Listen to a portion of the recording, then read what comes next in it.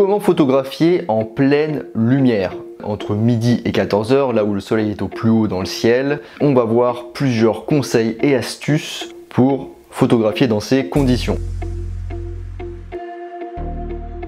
Idéalement, si on demandait à n'importe quel photographe à quel moment de la journée il voudrait photographier, il vous répondrait bien sûr qu'il attendrait plutôt la fin de la journée ou se lèverait au petit matin. Hélas, la réalité cruelle et bien différente de ce que l'on espère ne vous permet pas toujours de photographier au meilleur moment. Si vous êtes un professionnel par exemple, vous devez remplir vos journées et cela implique de photographier même sous une forte lumière. Photos de mariage en plein air, photos de portrait aussi. Par chance, vous pourrez bien sûr tomber sur des temps intéressants, des temps nuageux, ou photographier juste avant un orage ou juste après. Mais si vous ou votre sujet recherchez une lumière douce même en pleine journée, alors là, il va falloir trouver d'autres moyens. Premier conseil, tout simplement, ne pas faire ça. Alors là, je vais juste vous expliquer pourquoi il faut, de préférence, éviter de prendre en photo en pleine lumière. La lumière sera dure, elle va créer des ombres sous les yeux, elle va accentuer les rides et les imperfections. L'exposition va être une réelle galère à faire. Vous allez avoir des hautes lumières, vous allez avoir des ombres et bien sûr vous pouvez avoir les deux en même temps, donnant beaucoup trop de contraste à votre photo et cela sera très difficile à récupérer même en post-production. Mais si vous n'avez pas le choix, deuxième conseil, trouvez de l'ombre. Il va falloir que vous partiez à la recherche d'un abri, d'un coin d'ombre ou prendre votre photo. Si vous photographiez à l'abri d'un buisson ou d'un arbre, attention aux taches de lumière. Généralement, on ne veut pas que le sujet ait l'air tacheté, encore que si ça fait un effet intéressant ou vous l'utilisez pour un effet artistique ou spécifique que vous appréciez, eh bien jouez-en. N'hésitez pas aussi à vous rapprocher d'éléments réflecteurs naturels. Ça peut être un mur blanc ou un sol aussi clair.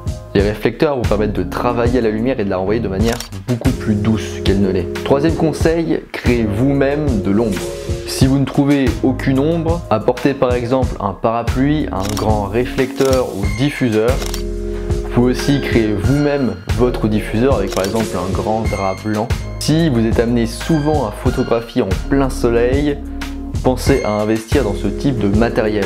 Quatrième conseil, exposer pour le visage. Lors de la prise de vue en plein soleil, même si vous avez trouvé un coin d'ombre, la mesure d'exposition de votre appareil vous fera sans doute obtenir un arrière-plan très clair et un visage très sous-exposé.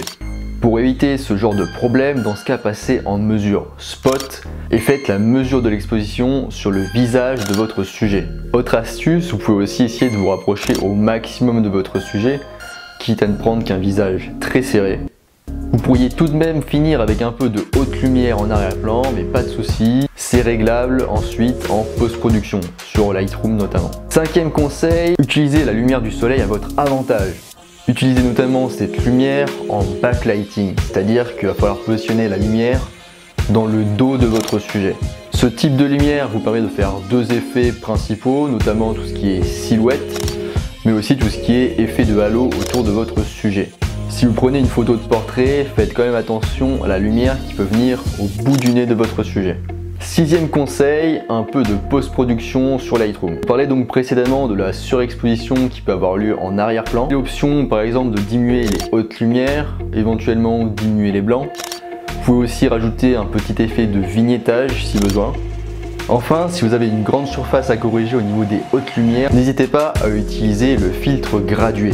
Si c'est une zone plus petite, vous pouvez aussi utiliser l'outil pinceau. Ça pour corriger tout ce qui est donc haute lumière en arrière-plan. Pas de fin.